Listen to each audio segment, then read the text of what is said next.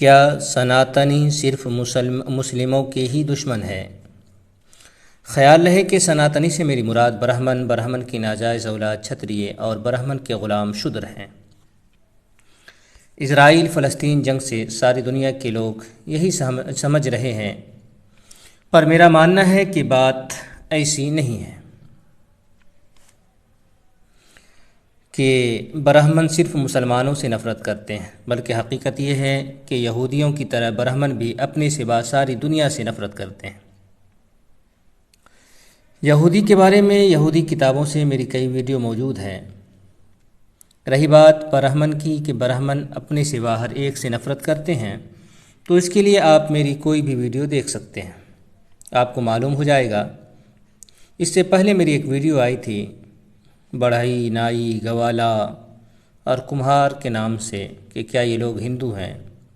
आप वहाँ भी जाकर के वो वीडियो देख सकते हैं। वहाँ ये बात आई है और धार्मिक पुस्तक से आई है। मेरी कोई भी बात धार्मिक पुस्तक से अलग नहीं होती है। वहाँ ये बात लिखी हुई थी कि कोई अगर इन जातियों के लोगों का दर्शन कर ले, बल्कि उससे पहले ये लिखा है कि कोई इन जातियों से अगर बात कर ले तो ऊंची जाति का इंसान जो बात किया है वो बात करने की वजह से नापाक हो जाएगा, अपवित्र हो जाएगा। पाक होने के लिए अब उसको स्नान करना पड़ेगा। इसी तरह आगे ये भी लिखा है कि इन जातियों के देखने से आंखें अपवित्र हो जाती है, सूर्य भगवान का दर्शन करें।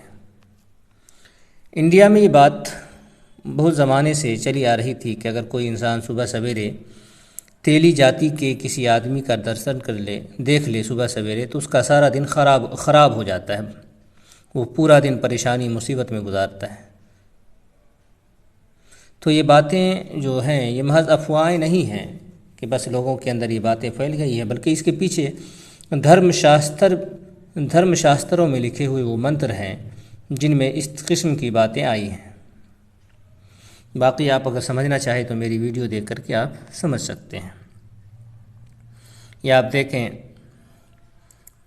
फ़लस्तीन का ये नक्शा है, ये जो सफ़ेद नज़र आ रहा है बाईं तरफ से आप देखें तो ये 1946 में आपको कुछ भी नज़र नहीं आएगा। फिर 1947 में देखें आधा हो जाता है। फिर 1967 में देखें कि 1/3 हो जाता है, 2/3 हो जाता है। उसके बाद देखें 2000 में तो ये सारा का सारा इसराइल ही नज़र आता है, फ़लस्तीन ना के बराबर नज़र आ रहा है। तो ये हिंदू लोग भी जानते हैं, मानते हैं, सारे लोग मानते हैं, सारी दुनिया के लोग मानते हैं कि यहूदियों ने, इजराइलियों ने मुसलमानों की ज़मीनों पर कब्ज़ा करके वहाँ से मुसलमानों को निकाल के अपना ठिकाना बना लिया है। बल्कि कई हमको ब्राह्मण मिले हैं फेसबुक पे जो बड़ी फ़ख्र से ये कहते हैं कि देखो किस तरह से मुसलमानों को की ज़मीनों पर कब्ज़ा किया गया है, मुसलमानों को लूटा मारा गया है, भगाया गया है। इसी तरह से हम भी सारी दुनिया से मुसलमान को भगाएंगे। तो इनकी सोच, उनकी सोच सबकी एक जैसी है। और अगर आप देखें जाएं इनके ग्रुपों के अंदर, जो ब्राह्मणों के ग्रुप हैं, हिंदुत्व के ग्रुप हैं फेसबुक वगैरह पर, तो आपको इस तरह की लाखों पोस्टें मिलेंगी जिनमें ये लोग इसी किस्म की जुल्म की बातें करते खुले आम मिलेंगे आपको। तो ब्राह्मण का मतलब ही होता है या यहूदी का मतलब ही होता है कि जो जुल्म, हम तो आप मेरी वीडियो देखेंगे और अगर आप हिंदू धर्म को पढ़ेंगे तो आपको समझ में आ जाएगा कि इस धर्म की बुनियाद ही, ये हिंदू धर्म या सनातन धर्म नहीं, इसको ब्राह्मण धर्म हम कहते हैं। तो ब्राह्मण धर्म की बुनियाद ही जुल्म पे रखा गया है। तो आप इससे, हालांकि हिंदू धर्म के अंदर ये बात भी आई है, हालांकि जितनी भी बातें आती हैं वो सारी बातें ब्राह्मणों के हक़ में होती हैं, लेकिन ये बात लिखी हुई है कि अगर कोई किसी की ज़मीन पर कब्ज़ा कर ले तो कब्ज़ा करने वाले को, जिसने कब्ज़ा किया है, जो लोग रह रहे हैं, उसको जान से मार देने में कोई दोष नहीं है, कोई गुनाह नहीं है। ऐसे लोगों को जान से मार देना चाहिए।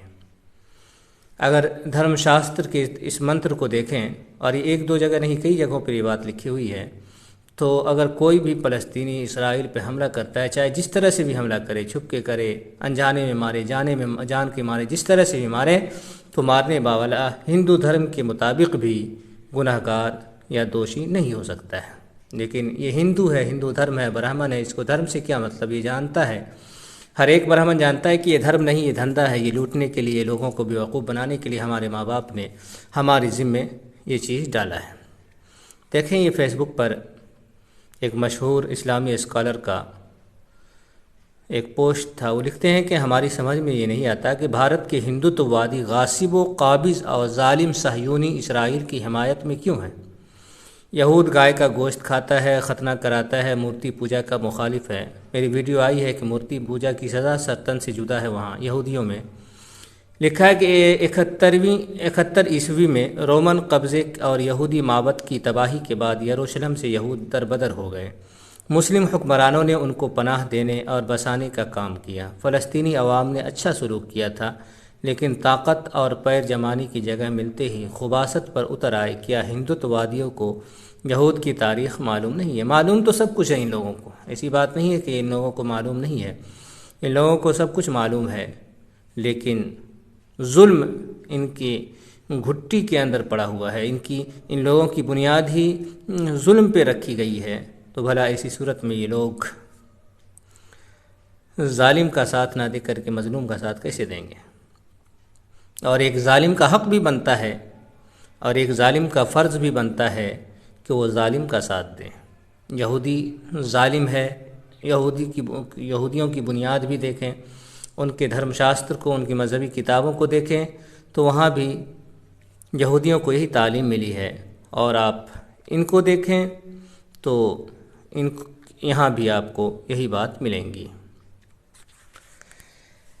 अब देखें, हिंदुस्तान को देखें, हिंदुस्तान की तारीख़ को देखें आप, तो एक ज़माना था कि पूरे हिंदुस्तान में बौद्धों की हुकूमत थी, बौद्धों का कब्ज़ा था।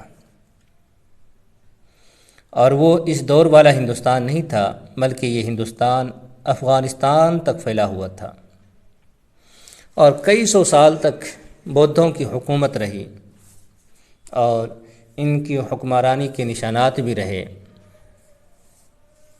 पर आज आप देखें, इसी देश के अंदर, जिस देश में सारा का सारा बौद्धिस्ट था, जिसकी पूरे देश के चप्पे चप्पे पर जिन लोगों की हुकूमत थी, आज आप देखें कि बौद्धों का इस देश में नामो निशान भी नहीं मिलता है। 1% के आसपास है, वो भी आज से 100 साल के आसपास के अंदर जो लोग हिंदू धर्म को छोड़ के बौद्ध बने हैं, तो वो लोग अपने को बौद्ध कहते हैं, वरना नामो निशान भी इस मुल्क से ख़त्म हो गया था। इन लोगों के साथ, बौद्धों के साथ क्या हुआ, तारीख़ जानने वाले जानते हैं। एक फ़िल्म है तीसरी आज़ादी के नाम से, उसमें भी थोड़ा सा दिखाया गया है और हिंदू धार्मिक पुस्तकों के अंदर भी ये बात लिखी हुई है। हम इनकी धार्मिक पुस्तक से आपको दिखाते हैं कि बौद्धों के साथ क्या हुआ है। देखिए, जो पुस्तक खुली हुई है ये है भविष्य पुराण।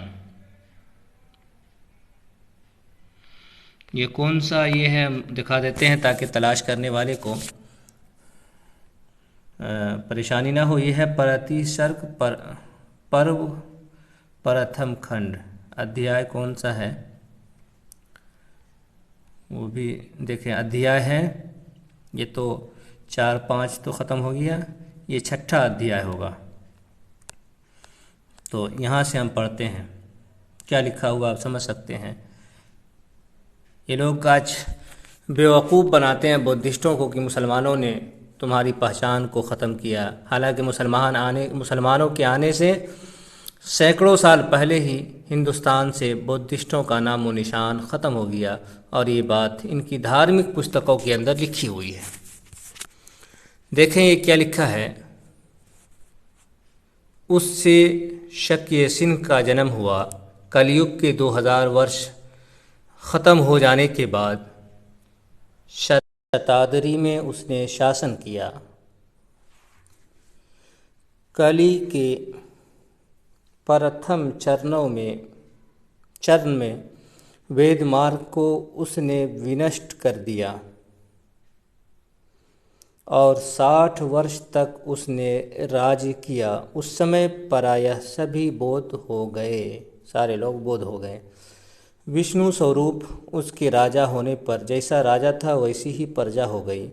क्योंकि विष्णु की शक्ति के अनुसार ही जगत में धर्म की बढ़ोतरी होती है। जो मनुष्य मायापति हरि की शरण में जाते हैं वे उनकी कृपा के प्रभाव से मोक्ष के भागी हो जाते हैं। शक्य सिंह का पुत्र बुद्ध सिंह हुआ, उसने 30 वर्ष राज्य किया।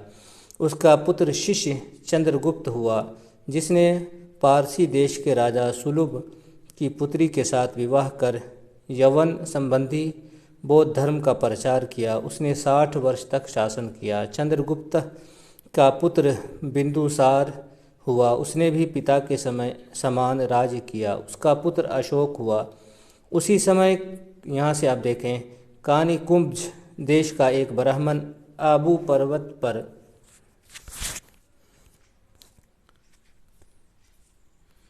चला गया और वहाँ उसने विधिपूर्वक ब्रह्महोत्र संपन्न किया। वेद मंत्रों के प्रभाव से यज्ञ कुंड से 4 क्षत्रियों की उत्पत्ति हुई, परमर, परमार, चपहानी, चौहान, कृष्ण यजुर्वेदी, त्रिवेदी, गहरवार, शुक्ल यजुर्वेदी और परिहारक अथर्ववेदी क्षत्रिय थे। वे सब ऐरावत कुल में उत्पन्न गजों पर आरूढ़ होते थे। इन लोगों ने अशोक के वंशजों को अपने अधीन कर भारतवर्ष के सभी बौद्धों को नष्ट कर दिया। तो देखें, ये इनकी धार्मिक पुस्तकों के अंदर ये बात लिखी हुई है कि ये लोग बौद्धों को हिंदुस्तान से ख़त्म करने वाले और बौद्धों का, बौद्धिस्टों का नामो निशान मिटाने वाले यही लोग हैं। तो आज के दौर के अंदर वो लोग भी जानते हैं कि हमारा वजूद कैसे ख़त्म हुआ। बौद्धिस्ट लोग इस चीज़ को मानते हैं और ये लोग भी, जो हिंदू लोग हैं, ये भी इसका एतराफ़ कर रहे हैं। इनकी धार्मिक पुस्तकों के अंदर भी है और कई पुस्तकों के अंदर ये बात आई है। और जब बुद्धिस्ट ख़त्म हो गए तो इनकी सारी जो है धार्मिक जगहों को ये लोग लेकर इनकी मूर्तियों को अपने भगवान की शक्ल देकर आज ये ब्राह्मण लोग दूसरे लोगों से पूजा करवाते हैं और फिर इसी से कमाई हासिल कर रहे हैं। और जो लोग जानने वाले हैं वो जान रहे हैं और जो निशानात इन मूर्तियों में, पुरानी मूर्तियों में है, उनसे ये बात, और जो इस दौर के अंदर जो मूर्ति बनाई जा रही है, जितने भी देवी देवता की और जो बुद्धिस्ट की मूर्तियां हैं, उनमें बहुत सारी मुमासलत और एक जैसी समानता मिलती है। एक बात और आप देखें कि हिंदुओं में ही शूद्र जाति के लोग आते हैं। दलितों को मिलाकर इनकी तादाद 85% हो जाती है। मनुस्मृति, पद्म पुराण, गौतम धर्मसूत्रा वगैरह कई धार्मिक पुस्तकों में आपको ये बात मिल जाएगी कि जिस जगह शूद्रों की हुकूमत हो वहाँ ऊंची जाति के लोग ना रहें। ऊंची जाति से मुराद ब्राह्मण और क्षत्रिय हैं। तो इससे मौजूदा हुकूमत को भी लोग, और जो इस तरह से आज की हुकूमत चल रही है, उससे भी जो निचली जाति के लोग हैं वो समझ सकते हैं कि ये लोग हमारे कभी भी नहीं हो सकते हैं। क्योंकि अगर कोई भी निचली जाति का आदमी ऊंची जाति के किसी फ़र्द को कोई मकाम दे रखा है तो यकीनन वो डुबाने का ही काम करेगा, क्योंकि धार्मिक पुस्तकों में यही आदेश आया है। आर्य समाजी का क्या हुआ मनुस्मृति का उर्दू तर्जुमा आपको गूगल पे मिल जाएगा। इसके अध्याय 1 के मंत्र 132 में आपको ये बात मिलेगी कि कोई ब्राह्मण जानबूझकर किसी शूद्र को जान से मार दे तो ऐसा है जैसे उसने किसी कुत्ता, बिल्ली, कौवा, नीलकंठ या किसी उल्लू को जान से मारा हो। और इस तरह की बातें आपको महाभारत, अग्नि पुराण वगैरह में भी मिल जाएंगी। तो फिर हम कैसे ये समझ सकते हैं कि ब्राह्मण सिर्फ मुसलमानों के ही दुश्मन होते हैं? सारे लोग इनके दुश्मन हैं, इनकी दुश्मनी हर एक से है।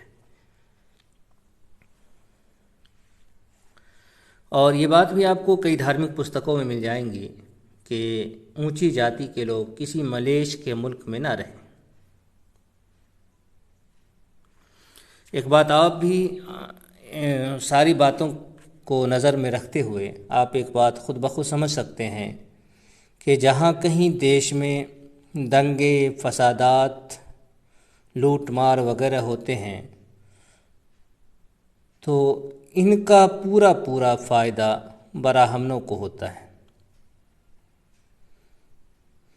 वजह यह है कि लड़ाई सनातनी और मुस्लिमों के बीच नहीं होती, बल्कि शूद्रों, दलितों और मलीचों के बीच, मलीच से मुराद मुसलमानों के बीच होती है। शूद्र हो या फिर जो है दलित हो, ये ब्राह्मणों के ग़ुलाम हैं धार्मिक तौर पर, और एक तरह से दोनों के अंदर आसमान और ज़मीन का फ़र्क है। आप धर्मशास्त्र को देखें तो जितनी दुश्मनी ब्राह्मणों ने शूद्रों से ज़ाहिर की है, उतनी दुश्मनी मुसलमानों से या मलेच्छों से ज़ाहिर नहीं की है। तो बात यह है कि ब्राह्मणों के दुश्मन दोनों हैं, चाहे वो शूद्र हो या फिर मुस्लिम हो। अगर इस लड़ाई में शूद्र भी मारे जा रहे हैं तो भी ब्राह्मण का फ़ायदा है, मुसलमान मारे जा रहे हैं तो भी ब्राह्मणों का ही फ़ायदा है। दोनों सूरतों में फ़ायदा ब्राह्मणों का है, क्योंकि ब्राह्मण लड़ाई के अंदर हो या क्षत्रिय हो, ये लोग लड़ाई के अंदर नहीं आते हैं। मैंने देखा, अपनी आँखों से देखा है कि 500-500, 1000-1000 रुपये दे करके उसके बाद एक बोतल पिला करके दलितों को मुसलमानों से लड़वाया गया है और दंगे फसादात किए गए हैं। ये सब आँखों देखी बातें हैं। तो ये लोग इसी तरह के काम करते हैं। तो असल में हकीकत यही है कि सबसे ज़्यादा दुश्मनी जो ब्राह्मणों की है वो शूद्रों से है, 85% हिंदुओं से है। तो हम ये नहीं कि हम फिर ये कैसे मान सकते हैं कि जी ब्राह्मण सनातनी सिर्फ मुस्लिमों के दुश्मन है। ये बात पूरी तरह गलत है। ये हर एक के दुश्मन है, अपने सिवा हर एक के दुश्मन है। इनके दिल में किसी की मोहब्बत, ब्राह्मणों के दिल में किसी की मोहब्बत नहीं हो सकती है। और वजह यह है कि ब्राह्मण जहरीले, जो सबसे ज़्यादा जहरीला सांप होता है, तो जहरीले से जहरीले सांप से भी ज़्यादा जहरीला एक ब्राह्मण होता है। और ये बात भी इनकी कई धार्मिक पुस्तकों में दसियों जगहों पे लिखी हुई है। हम आपको एक मिसाल दे करके, एक दिखा करके हम अपनी बात ख़त्म कर देंगे। देखें, ये है मत्स्य पुराण।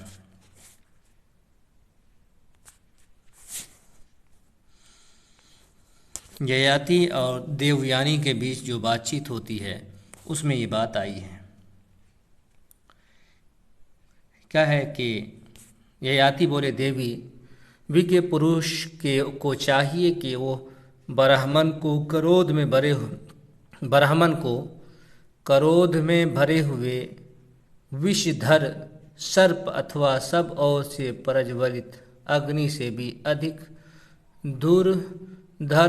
दुर्धर्ष एवं भयंकर समझे। तो यहाँ क्या है कि जितने भी सांप हैं, जहरीले से जहरीले सांप, उनसे भी ज़्यादा ख़तरनाक, और उसकी तफसील यहाँ आगे बता दिया है कि भद्रे सर्प एक को ही डसते हैं, शस्त्र से भी एक ही व्यक्ति का वध होता है, परंतु क्रोध में भरा हुआ ब्राह्मण समस्त राष्ट्र, पूरे के पूरे देश को और नगर का भी नाश कर सकता है। अब देखें, आज के दौर के अंदर ब्राह्मण, सारे के सारे ब्राह्मण पंडित मुसलमानों के दुश्मन, एकदम दुश्मनी में इंतहा को, लेकिन पता नहीं क्यों नहीं ये पूरे राष्ट्र को, पूरी दुनिया को ख़त्म कर सकते हैं, लेकिन मुसलमान को अपनी शक्ति से, या शूद्रों को, शूद्र भी बहुत सारे शूद्र आज देखें खुल के बोलते हैं हिंदू धर्म के ख़िलाफ़, लेकिन कुछ नहीं बिगड़ रहा है।